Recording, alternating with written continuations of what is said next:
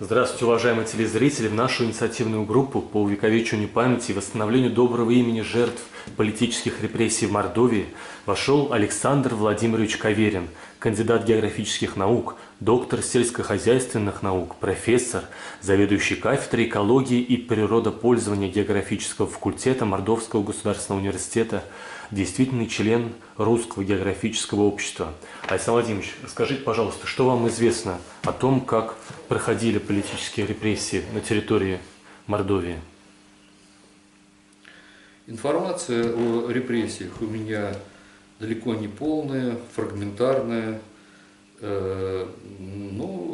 Приходилось где-то что-то читать о жертвах репрессий, видеть художественные фильмы о репрессированных, их поломанных судьбах, о том тяжелом времени.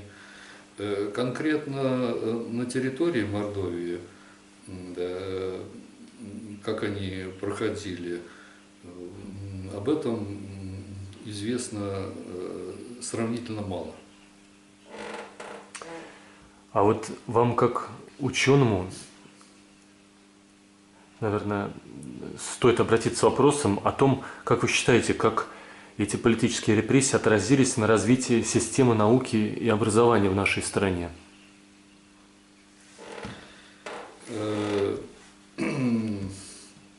Полагаю, что отрицательно они отразились на развитии системы и науки, и образования.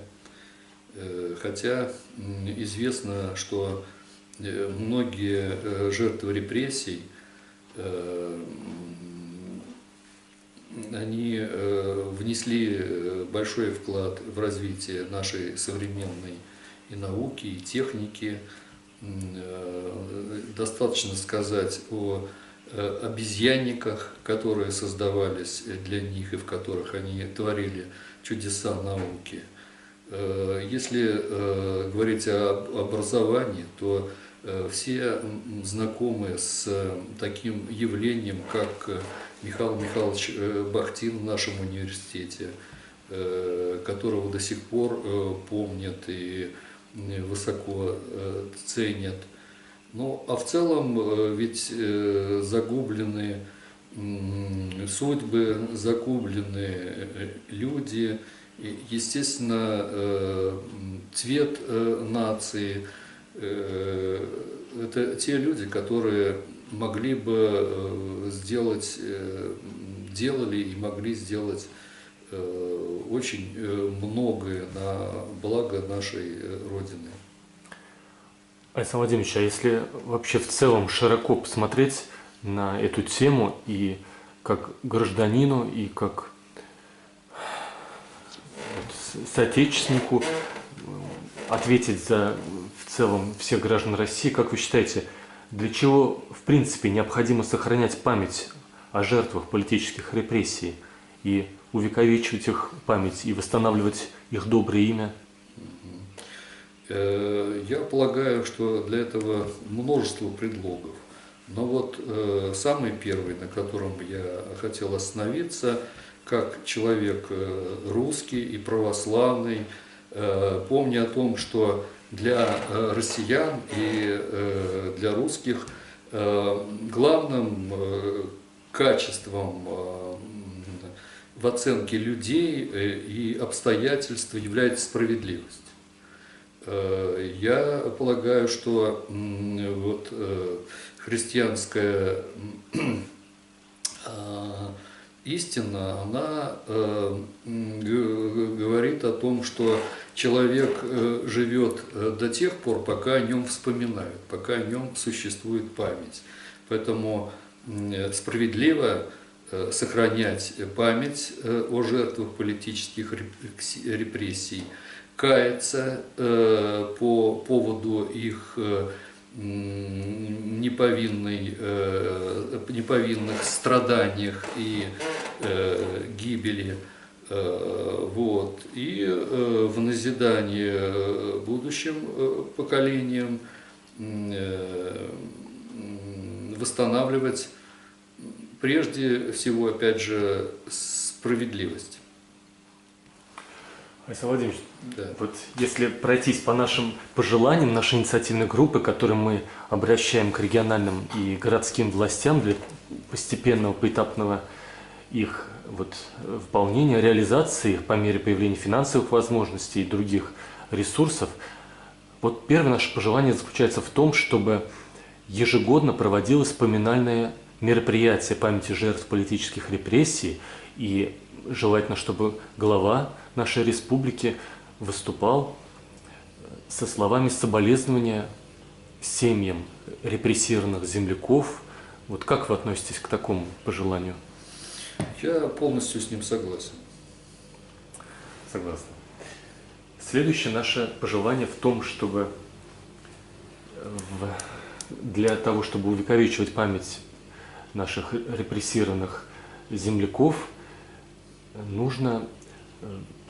необходимо крепление мемориальных досок на стенах последнего места их жительства, как вы считаете? Хотя этих домов очень мало осталось не снесенных, но тем не менее они какие-то из них еще остались, если вот так отметить и сохранить их память через доски. Я с этим согласен, но с одной может быть, поправкой. По согласованию с родственниками и близкими, которые еще живы, одобряют они это или не одобряют. И жильцами этого дома. И жильцами этого дома, да. Чтобы это приносило мир, а не какую-то конфликтную ситуацию. Да. Вот в развитии этой темы еще мы считаем важным, чтобы в Саранске был установлен памятник жертвам политических репрессий и тем просто брать пример с лучших практик других регионов, потому что во многих городах и столицах России уже есть такие памятники, и почему бы нам тоже не взять пример с них и показать, что наше общество Мордовии, оно не меньше помнит и сохраняет память, чем жители других регионов. Да, я с этим полностью согласен. Меня очень сильно впечатлил памятник жертвам репрессий в Элисте, где мне пришлось побывать. Ну и в Москве есть памятник политических репрессий. Ну, а мы живем в провинции и всегда подвластны провинциальному снобизму, который гласит, что если в Москве есть царь-колокол, то почему в Саранске не быть царьку-колокольчику? То есть что-то аналогичное здесь будет уместно. Это покажет и, в общем-то, согласие с центром, с другими регионами.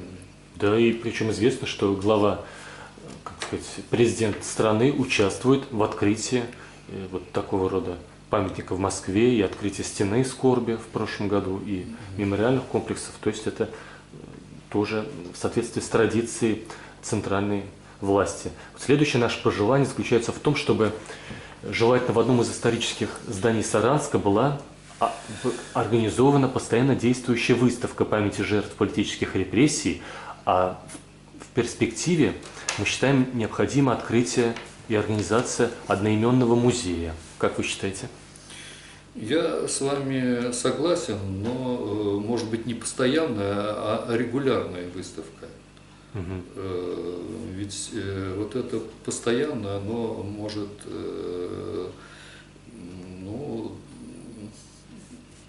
надоедать и раздражать.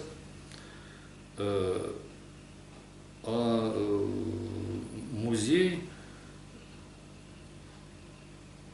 Куда будут собраны архивные материалы и экспонаты с разных музеев? Ну, а почему бы нет? Да. И экскурсии там могут проходить для тех, кто заинтересован, или для родственников репрессированных жителей Мордовского округа, которые могли бы навещать для этой цели нашу республику. Следующее наше пожелание в том, чтобы происходило продолжение реабилитации репрессированных граждан, проживающих на территории, впоследствии вошедших в Мордовский округ, в период проведения массовых операций, красного террора, военного коммунизма, раскулачивания, коллективизации, большого террора, ликвидации классов, уничтожения религии. Много массовых операций были вот репрессированного такого характера. И нам кажется, что необходимо продолжение реабилитации тем, кто пострадал в ходе этих массовых операций. Да, здесь я полностью с вами согласен.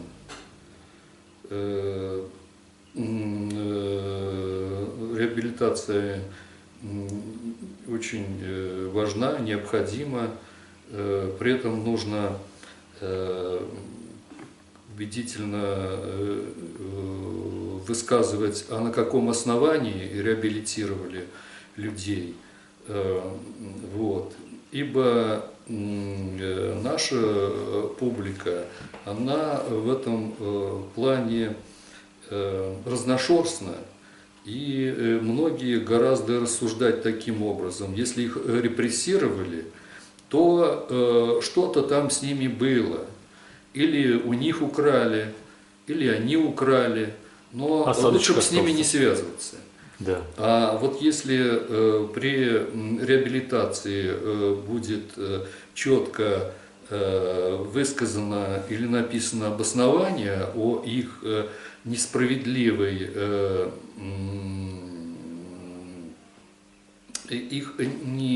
что они несправедливо пострадали, и вот тогда это будет очень важно. Да. И юридическая процедура должна быть соблюдена, и привязка к законам о реабилитации, которые уже с 80-х годов принимались, и архивное подтверждение материалами, и потом составление книг памяти, в котором, чтобы для удобства и историкам, и просто интересующимся историей региона, и родным репрессированных людей. Следующее наше пожелание в том, чтобы продолжалось открытие архивных материалов, связанных вот с этими многочисленными массовыми операциями вот репрессированного характера. Потому что и историки профессиональные, и семьи репрессированных имеют право знать о том, за что и в какой форме, и с подробностями о своих родных, которые были невинно наказаны. Я полагаю, что это нужно делать постепенно, чтобы не вызвать серьезных противоречий в обществе. Ибо на сегодняшний день ведь живы родственники тех, кто был репрессирован, и родственники тех, кто репрессировал. И как бы ни получилось здесь гражданской розни в обществе на вот этой почве. Поэтому вопрос этот довольно-таки сложный, из таких житейских, этических соображений, и требует деликатного подхода и консультаций со специалистами, прежде всего с психологами, социологами в этой области. Следующее наше пожелание в том, чтобы происходило, может быть, впервые обнародование географически точного месторасположения мест массовых захоронений расстрелянных жертв политических репрессий, потому что и последующее бережное, в мере появления финансовых возможностей, бережная эксгумация и перезахоронение с почестями, это уже более сложный вопрос, но тем не менее двигаться в этом направлении мы считаем, что стоит, потому что известно, что как минимум около 10 таких мест массовых захоронений на территории Мордовии наверняка было, но пока известно, обнаружено только 2. На юго-западе Саранска у Богоявленских родников, около 7 ям, около 700 останков тел, и в Рамадановском районе в селе Большой Чуфарово, в окрестностях Чуфаровского Свято-Троицкого монастыря. Тоже вот недавно произошло перезахоронение. Как вы считаете?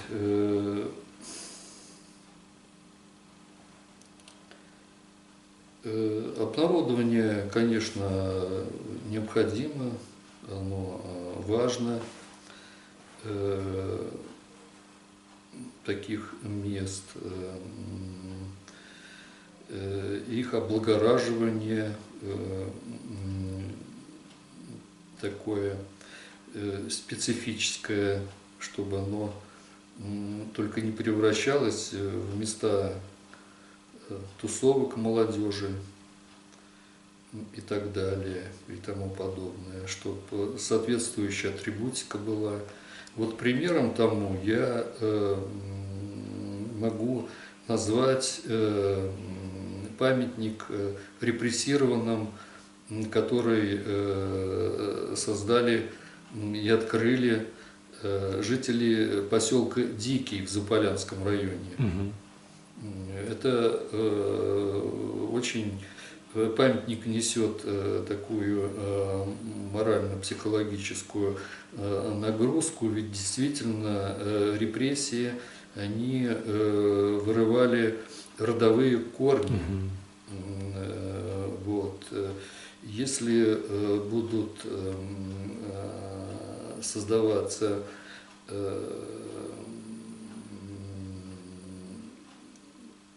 на месте выявленных мест захоронения, значит, мемориальные кладбища, то они должны вот с соответствующей атрибутикой сопровождаться. Да, ну, по сути, Александр Владимирович, вот вы, как сказать, в разъяснении своей точки зрения и понимания своего, как должны быть выглядеть обнаруженные места захоронений и как должен представлен быть обществу мемориальное кладбище и как должно быть это подано, вы, вот, по сути, поддержали наше следующее пожелание, что на одном из мест массового захоронения, с нашей точки зрения, по нашему предложению, должен быть возведен мемориальный комплекс памяти жертв политических репрессий, что тоже есть во многих регионах России, и этим мы только присоединяемся к этому благородному тенденции разных регионов России, что мы не меньше чтим своих земляков репрессированных, чем жители других регионов. Александр Владимирович, Да. есть еще что-то добавить? А вот 8-й вопрос-то мы не не затрагиваем. 8-й по поводу Давайте. мемориального комплекса, да. Да, ну, по поводу мемориального комплекса у меня мнение такое, что нужно здесь поосторожнее. Вот в настоящее время, потому что тут противоречия есть. Боявленские родники, они как-то с чьей-то подачи признаны целебными.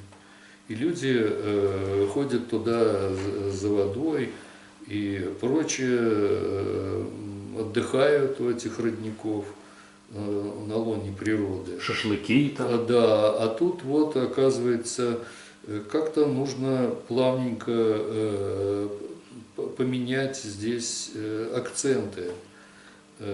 Удастся ли это кому? Опять же, нужно деликатно подойти к этому моменту. Увы, жизнь противоречива, и противоречия нужно мудро разрешать. Мое мнение по этому вопросу таково. И еще у боявленских родников постоянно уже много лет, по крайней мере с 2004 года, когда обнаружили там место массовых захоронений, поисковые отряды во главе с Николаем Андреевичем Кручинкиным, там происходит постоянная, незаметная, вахтовая, добрая работа по поддержанию, как сказать, в чистоте от останков, от кусков деревьев падающих, потому что и ураганы, и природные явления, они, ветки падают, и священнослужители, и поисковые отряды постоянно облагораживают эту территорию в меру своих сил. И вот недавно осенью снова представители мордовского поискового движения снова восстановили очертания 7 расстрельных ям для того, чтобы прохожие видели, что это не просто земля под деревьями, а это священный участок земли, который в будущем мы верим, что будет мемориализирован и сделается мемориальным комплексом, и что люди будут знать, где они находятся, и соответствующим образом вести себя там. То есть тут есть глубокое противоречие, которое требует, решение которого требует обдуманного, взвешенного решения. Уважаемые телезрители, я напоминаю, что в нашу инициативную группу вошел Александр Владимирович Каверин, кандидат географических наук, доктор сельскохозяйственных наук, профессор, заведующий кафедрой экологии и природопользования географического факультета Мордовского государственного университета. Александр Владимирович, спасибо вам большое. Спасибо вам.